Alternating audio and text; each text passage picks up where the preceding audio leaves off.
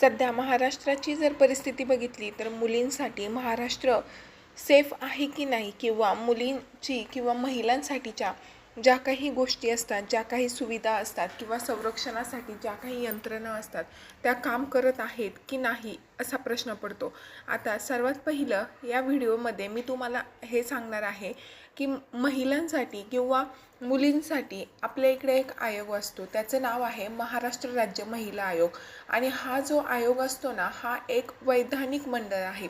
म्हणजेच या आयोगाची स्थापना ही 1993 साली झाली होती.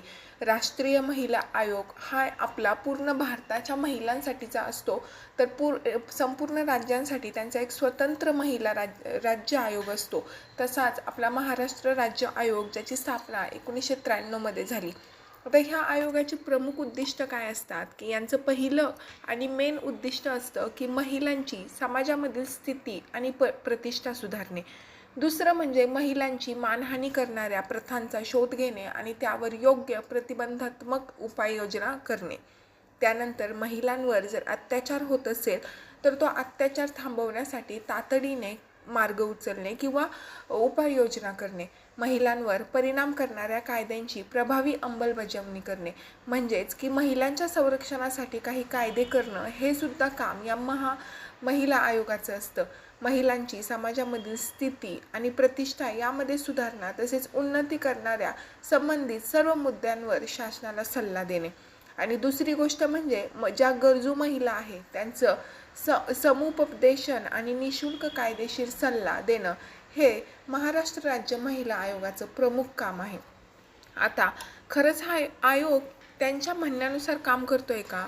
तर आता आयोग स्वतः तसेच स्वयंसेवी संस्थांमार्फत महिलांसाठी कायदा साक्षरता कार्यशाळांचे आयोजन करतो. आयोग जन्मपूर्व लिंग निदान पद्धती, म्हणजे जे आपल्या इकडे अगोदर नाही का लिंग हे करतात, तपासणी करतात, त्या सगळ्या गोष्टी अशा गोष्टींवरती कायदा करणे किंवा रोखणे अशा भरपूर कामं हे राज्य महिला आयोगाकडनं केले जातात. परंतु आत्ता जर बघितलं तर महाराष्ट्रामध्ये महिलांवरचा अत्याचार असेल, महिलांवरचे हल्ले असतील, महिलांवरचे बलात्कार असतील, महिलांवरचे ज्या काही गोष्टी आहेत त्या इतक्या मोठ्या प्रमाणात वाढल्यात की राज्य महिला आयोग काही काम करतंय की नाही करतंय असा प्रश्न आहे. आता सध्या महाराष्ट्र राज्य महिला आयोगाच्या अध्यक्षपदी रुपाली चाकणकर ह्या होत्या. आता रुपाली चाकणकर यांचं जर बघितलं तर त्या ना तर नगरसेवक आहेत, ना तर आमदार आहे, ना तर खासदार आहेत, तर त्या डायरेक्ट त्यांना राष्ट्रवादीकडनं राज्य महिला आयोगाच्या अध्यक्षपदी निवडून दिलं होतं. आता ज्या वेळेस इतक्या मोठ्या महिला आयोगाच्या अध्यक्षपदी आपण काम करतो त्यावेळेस किती संवेदनशील असलं पाहिजे हे वेगळं सांगायची गरज नाही. परंतु आता एक खराब प्रकरण महाराष्ट्रामध्ये गाजते आणि त्या प्रकरणामध्ये असं समजतंय की इतकं असंवेदनशील ज्या गोष्टी आहेत ना त्या रुपाली चाकणकरकडनं होत असतात. जर आपण त्यांची हिस्ट्री बघितली तर त्यांची जी नियुक्ती आहे ती 2021 मध्ये राज्य महिला आयोगाच्या अध्यक्षपदी झाली. त्यानंतर जे सगळ्यात पहिलं प्रकरण झालं ते वैष्णवी हगवणे प्रकरण झालं. ज्यावेळेस वैष्णवी हगवणे प्रकरण झालं त्यावेळेस तिला सासरच्यांनी हुंड्यासाठी म्हणजे तिचा छळ केला आणि तिची हत्या करण्यात आली किंवा तिची आत्महत्या झाली अशा गोष्टी आपण ऐकल्या. त्यावेळेससुद्धा जे तिचे सासरे होते ते राष्ट्रवादी काँग्रेस पक्षाचे जे प्रदेश अध्यक्ष असतात ते होते. आणि त्यामुळे या प्रकरणामध्ये सुद्धा आम्ही चौकशी करू, आम्ही नाही का ते हे आल्यावरती काय म्हणतात त्यांचा अहवाल आल्यावरती त्याच्यावरती काही ॲक्शन घेऊ असं वाक्य रुपाली चाकणकर ताईंचं होतं. त्यानंतर जी तनिषा भिसे यांचं जे दीनानाथ मंगेशकर या हॉस्पिटलमध्ये त्यांची काहीतरी ट्रीटमेंट चालू होती आणि त्या ट्रीटमेंट दरम्यान त्यांचा मृत्यू झाला. तर त्यांना वेळेच उपचार न मिळाल्यामुळे त्यांचा मृत्यू झाला असं जे आरोप होते किंवा अशा ज्या काही गोष्टी होत्या त्या त्यांच्या कुटुंबाकडनं हॉस्पिटलकडे करण्यात आल्या होत्या आणि राज्य महिला आयोगाकडे सुद्धा तक्रार दाखल करण्यात आली होती. तरीसुद्धा त्याच्यावरती सुद्धा रुपाली चाकणकर यांनी व्यवस्थित अशी कारवाई केली नाही हे स्पष्ट झालं. त्यानंतर आलं संपदा मुंडे प्रकरण. त्यामध्ये सुद्धा की त्या डॉक्टर होत्या आणि त्यांना पोलीस जे काही PSI होते तर त्यांनी तिच्यावर अत्याचार केले किंवा तिला ब्लॅकमेल केलं असं प्रकरण पुढे आले. त्यामध्ये सुद्धा रुपाली चाकणकर यांनी त्या संपदा मुंडेचं चारित्र्य हनन केलं, तिच्या चारित्र्यावरती टिप्पणी केली. म्हणजे इतकं असंवेदनशील जे वागणं होतं ते रुपाली चाकणकर यांचं होतं. त्यानंतर आता खरात यांचं जे प्रकरण आलेलं आहे, या प्रकरणामध्ये सुद्धा त्यांच्यासोबतचे फोटो आहेत, त्यांचे पाय धुतानाचे फोटो आहेत. त्यानंतर त्यांची जी तुलना आहे ती विठ्ठल रुक्माईसोबत करतानाचे त्यांचा व्हिडिओ आहे. तर ज्यावेळेस आपण ह्या गोष्टी बघतो, पहिली गोष्ट तर महिला आयोगाच्या ज्या काही अध्यक्षपदी जी कोणी व्यक्ती असते, तर तिला पहिली गोष्ट तर कायद्याचा भरपूर अभ्यास असला पाहिजे. महिलांच्या संरक्षणासाठी काय उपाययोजना आणि कायदे करता यावेत याचा सखोल अभ्यास असला पाहिजे. त्या महिला आयोग अध्यक्ष म्हणजे महिला आयोग जे असतं त्याच्यामध्ये एक अध्यक्ष असतात, 6 सदस्य असतात, असं एक ते मंडळ असतं. आणि ते मंडळ महिलांच्या सक्षमीकरणासाठी, उन्नतीसाठी वेगवेगळे उपक्रम कसे लॉन्च करता येतील आणि त्यातनं राज्यातील महिला कशा वर येतील, त्यांच्या सुरक्षेवरती काय काय आपण ॲप्लिकेशन्स आणू शकतो किंवा काय काय सुधारणा करू शकतो.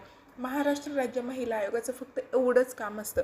आता चाकणकर ज्या रुपाली चाकणकर होत्या ह्या नेहमीच विवादामध्ये होत्या. मग त्यांच्या राहणीमानावरनं असो किंवा त्यांचे राजकीय जे काही संबंध असतील इतर पक्षांसोबत, नेत्यांसोबत, याच्यावरनं नेहमीच त्या चर्चेत आहेत. आणि त्यांची चर्चा ही नेहमी मुलींना किंवा महिलांना न्याय मिळवून देण्याच्या पारड्यात नसून तर आरोपींना पाठीशी घालणं याच्यामध्येच त्यांची चर्चा ही किंवा त्यांचं नाव हे नेहमीच आलेलं आहे. आता हे जे कॅप्टन खरातचं प्रकरण झालं याच्यामध्ये त्यांच्यावरती इतक्या मोठ्या प्रमाणात दबाव टाकण्यात आला की त्यांना त्यांचा राजीनामा हा द्यावा लागला. आणि तो राजीनामा त्यांनी सुनित्रा पवार यांच्याकडे दिला. तर राजीनामा दिल्यानंतर सुद्धा त्यांचा जो फोटो आहे तो व्हायरल झाला आणि त्याच्यावरती त्यांच्या चेहऱ्याचे एक्सप्रेशन हे व्हायरल झाले. तर हे वैयक्तिक आहे, कोणाचं दिसणं वगैरे हे वैयक्तिक गोष्टी आहेत. परंतु ज्यावेळेस आपण एखाद्या इतक्या मोठ्या पदावरती असतो त्यावेळेस त्या पदाची गरिमा राखणं हे आपलं काम असतं आणि त्या पदाला शोभेल असं काम करणं हे आपलं कर्तव्य असतं. तर महिलांसाठी त्यांनी खरंच उपाययोजना करायला हव्या होत्या. महिलांवरती हे जे काही अत्याचार होत आहेत किंवा महिलांची महाराष्ट्रामधली जी स्थिती आहे ती खरंच दयनीय स्थिती आहे. सध्या नगरमध्ये एका पाठोपाठ 1-2 प्रकरणं आले. एक तर पारनेरमधलं प्रकरण उघडकीस आलं, त्यानंतर संगमनेरमध्ये ॲसिड अटॅक झाला ते प्रकरणसुद्धा आलं. तर अशा वेळेस म्हणजे जे काही असे प्रकरणं मुळात म्हणजे व्हायलाच नाही पाहिजे. जे कोणी लोक असे प्रकरणं करतात एकतर त्यांना लवकर बेल मिळते, जामीन मिळते. तर अशा प्रकरणांमध्ये जे आरोपी आहेत त्यांना कायद्याने एकदम कठोर शिक्षा केली पाहिजे. अशा काही सुधारणा या महिला आयोगाने आत्ता तरी केल्या पाहिजेत. आणि महिला आयोगाच्या अध्यक्षपदी आहे ना IPS ऑफिसर्स असतात किंवा ज्यांना कायद्याचं खूप नॉलेज असतं आणि खूप त्यांचा अभ्यास असतो असे रिटायर्ड IPS ऑफिसर हे महिला आयोगाच्या अध्यक्षपदी असतात, ना की राजकारणी लोक त्या याच्यावरती आयोगाच्या अध्यक्ष असतात. परंतु असो, तुमचं याच्यावरती काय म्हणणं आहे आणि खरंच महाराष्ट्रामधली कायदा आणि सुव्यवस्था कितपत चांगली आहे आणि त्याच्यावरती किती काम झालं पाहिजे ते खाली नक्की कमेंट करून सांगा. तुम्हाला काय वाटतं या प्रकरणांवरती? जे काही प्रकरणं एवढे मी तुम्हाला आजच्या व्हिडिओमध्ये सांगितले याच्यावरची तुमचं मत काय, तुमची कमेंट काय, नक्की खाली तुमची प्रतिक्रिया नक्कीच